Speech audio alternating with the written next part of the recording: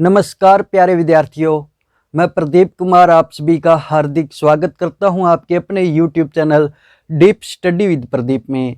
और आज की अपनी वीडियो रहेगी स्कूल के स्टूडेंट्स के लिए। तो कृपया सभी विद्यार्थी ध्यान दें, अपनी अपनी कॉपी पेन निकाल लें और जो भी आपको करवाया जाए उसे नोट करें और अपने अध्यापक को अपनी कॉपी ज़रूर चेक करवाएं। ठीक है, आज का अपना टॉपिक रहेगा हिंदी व्याकरण में वाक्य प्रकरण का। वाक्य को हम समझते हैं आम भाषा में तो दो या दो से अधिक शब्दों के समूह को वाक्य कहते हैं। ठीक है, शब्दों के समूह कैसे होने चाहिए? तो सार्थक शब्द होने चाहिए और उनका भाव जो है वो स्पष्ट होना चाहिए पूर्ण रूप से, और वो एक व्यवस्थित क्रम में होने चाहिए। ठीक है, जैसे कि यहाँ पर देखते हैं हम, पुस्तक पढ़ता राम है। एक तो ये वाक्य देखिए, क्या इसे हम वाक्य कहेंगे? पुस्तक पढ़ता राम है, ये शब्द है दो या दो से अधिक शब्दों के समूह को, दो या दो से अधिक शब्दों के समूह को हम वाक्य कहते हैं। यहाँ पर क्या है, दो या दो से अधिक शब्द है, पर क्या यह वाक्य हुआ? नहीं, क्योंकि शब्द समूह कैसे होने चाहिए? एक व्यवस्थित क्रम में होने चाहिए और सार्थक होने चाहिए।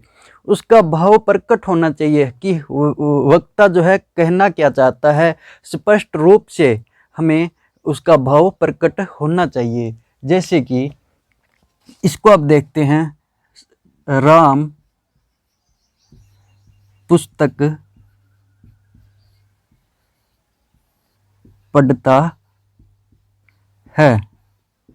ठीक है, ये क्या है? ये वाक्य है।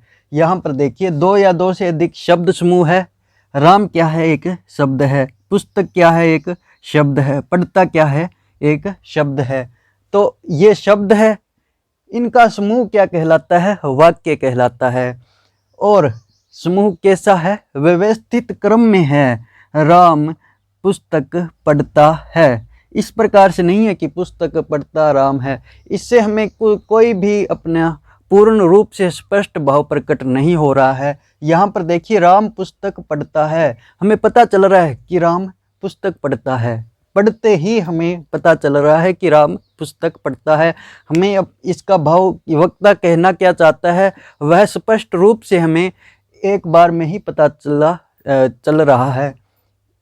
पुस्तक पढ़ता राम है, यह अपने व्यवस्थित क्रम नहीं है, इसीलिए इसको हम वाक्य नहीं कहेंगे। ठीक है, वाक्य कौन से होते हैं? दो या दो से अधिक वक्ता के आशय को पूर्ण रूप से स्पष्ट करने वाले सार्थक व्यवस्थित शब्द समूह को। ठीक है, सार्थक शब्द होने चाहिए और व्यवस्थित क्रम में लगे हुए होने चाहिए। ऐसे शब्द समूह को हम वाक्य कहते हैं। जैसे कि राम पुस्तक पढ़ता है। वाक्य किससे बनते हैं? शब्दों से बनते हैं। ये क्या है? राम। राम एक शब्द है, पुस्तक एक शब्द है, पढ़ता एक शब्द है। तो और शब्द किन से बनते हैं? शब्द बनते हैं अपने वर्णों से। ठीक है, जैसे कि र प्लस आ प्लस मैं प्लस ए। ठीक है, इन वर्णों से क्या बना? शब्द बना। वर्णों के समूह, वर्णों से क्या बनता है? अपने शब्द बनता है, और शब्द से क्या बनता है? वाक्य बनता है। ठीक है, राम। इसी तरह से पुस्तक हम देखें तो प उ स त अ क और ए। तो ये वर्ण है। वर्णों से मिलकर क्या बना? शब्द बना, और शब्दों से मिलकर क्या बना? वाक्य बना। ठीक है, तो दो या दो से अधिक सार्थक शब्दों के व्यवस्थित क्रम को, व्यवस्थित क्रम में ऐसे शब्द समूह को वाक्य कहते हैं। ठीक है, यहाँ पर मैं वाक्य की परिभाषा लिख रहा हूँ, आप अपनी कॉपी में नोट कर सकते हैं। वो वक्ता के आशय को पूर्ण रूप से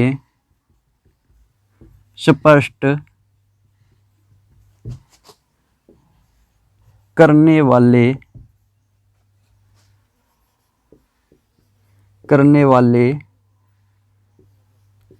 सार्थक शब्दों के व्यवस्थित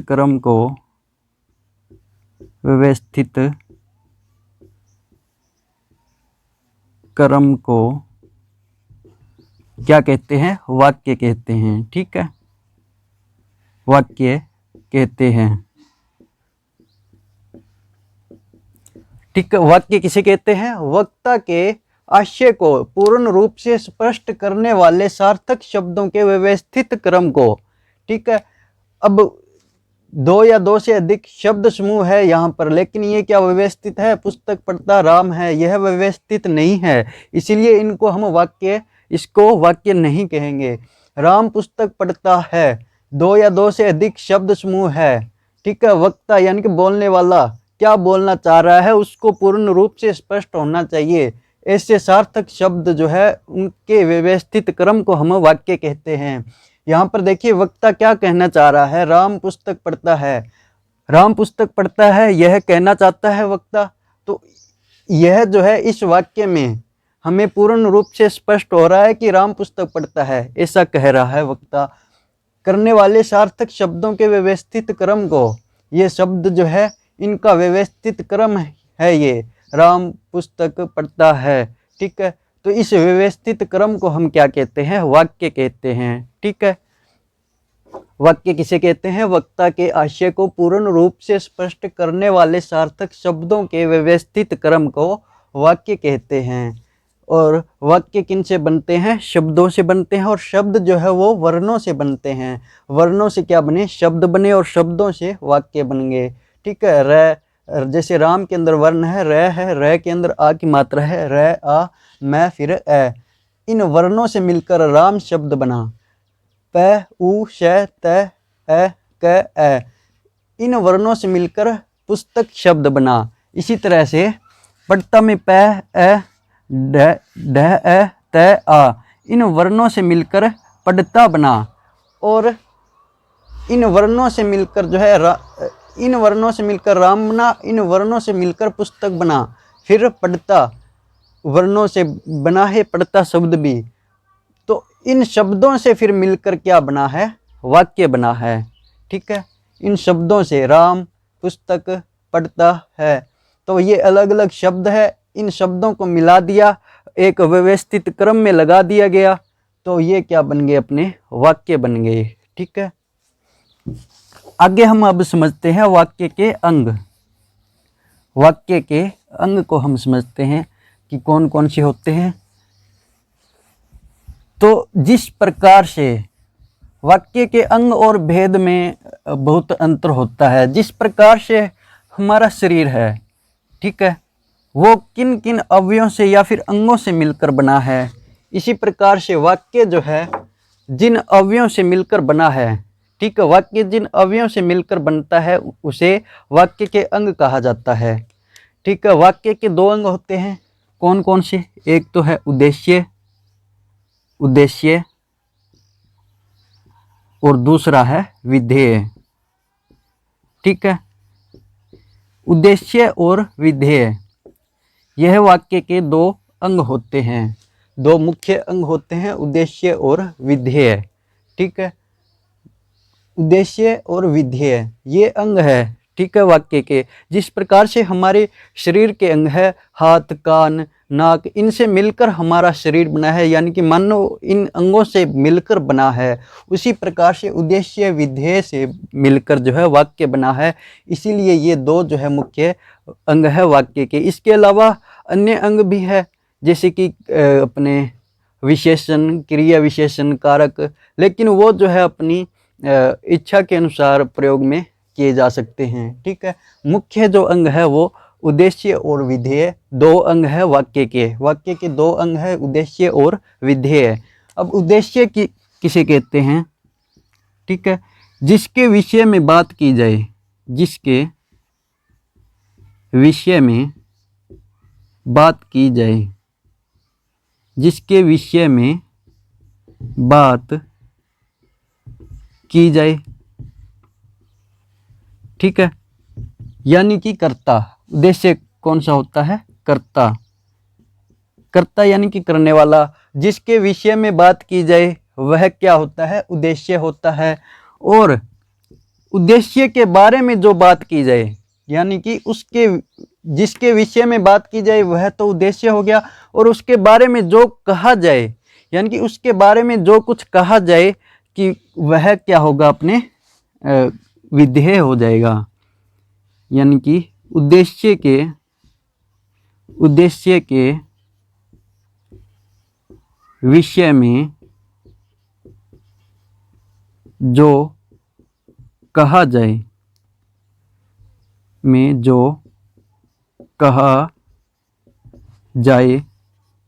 उसे हम क्या कहते हैं? उसे हम विधेय कहते हैं, ठीक है, उसे विधेय कहते हैं। उद्देश्य जिसके विषय में बात की जाए, और विधेय उस उद्देश्य के विषय में जो कहा जाए। जैसे कि यहाँ पर मैं लिखता हूँ अब दो शब्द, एक तो वो पहले वाला ले लेते हैं, राम पुस्तक पढ़ता है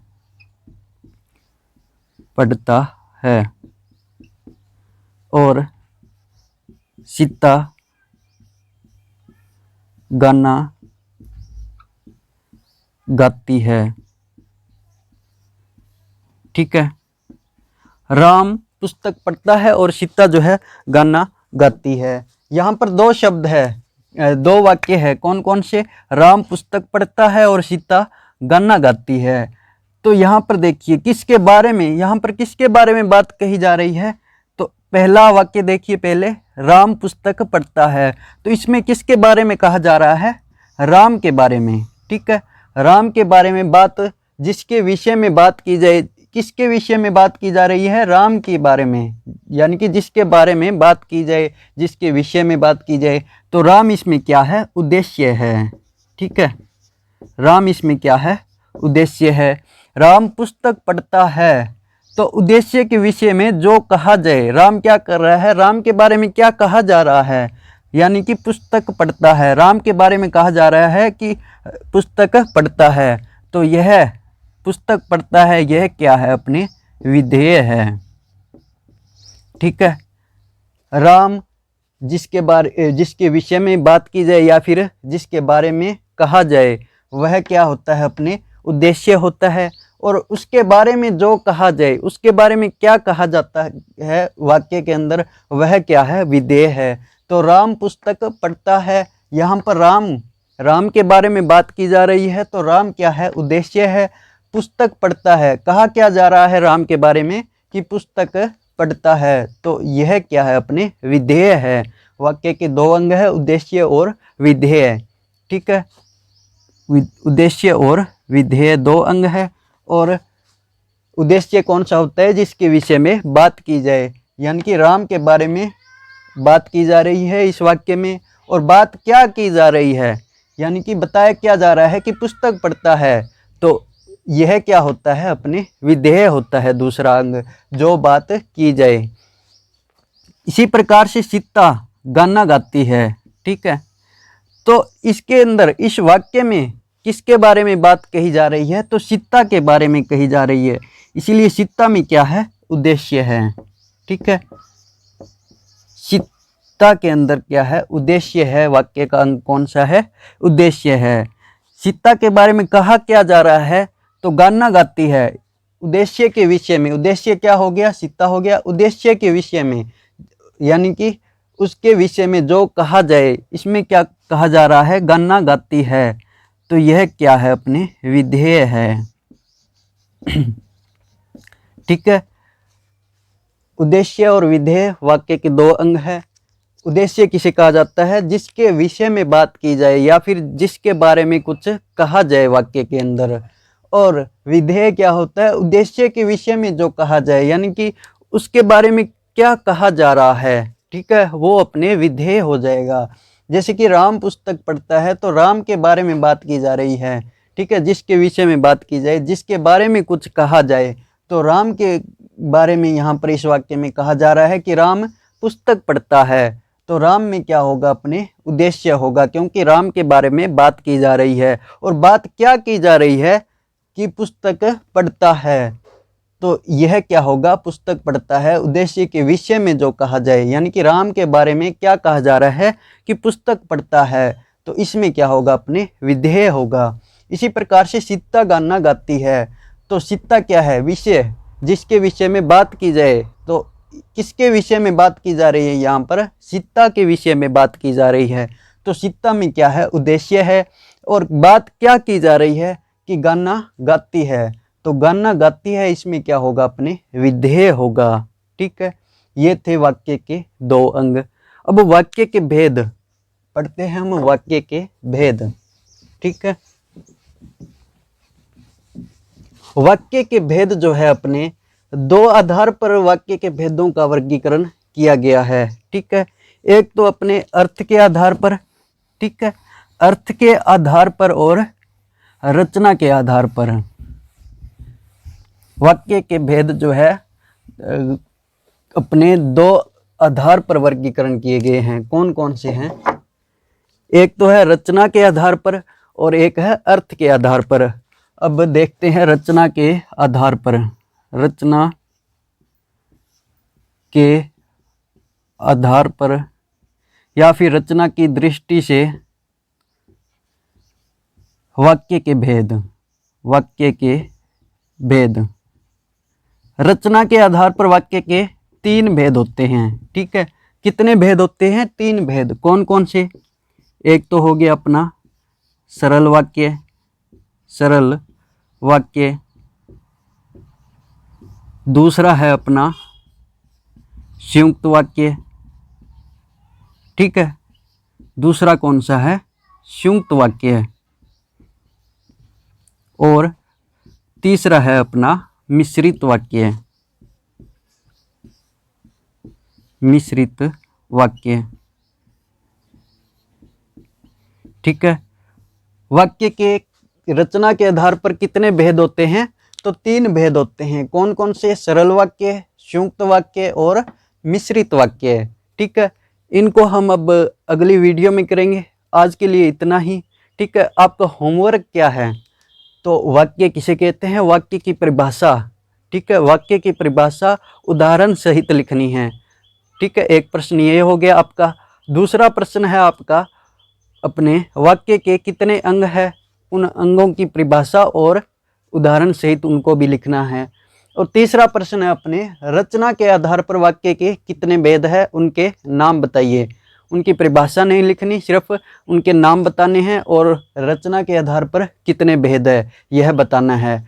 आज के लिए आपका यही काम है। 3 प्रश्न है सिर्फ, और इन 3 प्रश्नों को लिखकर याद करना है। इसके अलावा अपने टीचर को, जो भी आपके हिंदी के अध्यापक है, उनको यह कॉपी में लिखकर सेंड करना है। ठीक है, धन्यवाद। मिलते हैं कल नई वीडियो में। उसमें हम पढ़ेंगे सरल वाक्य, संयुक्त वाक्य और मिश्रित वाक्य की परिभाषा, और इनके उदाहरण हम अगले वीडियो में करेंगे। Thank you. जय हिंद, जय भारत।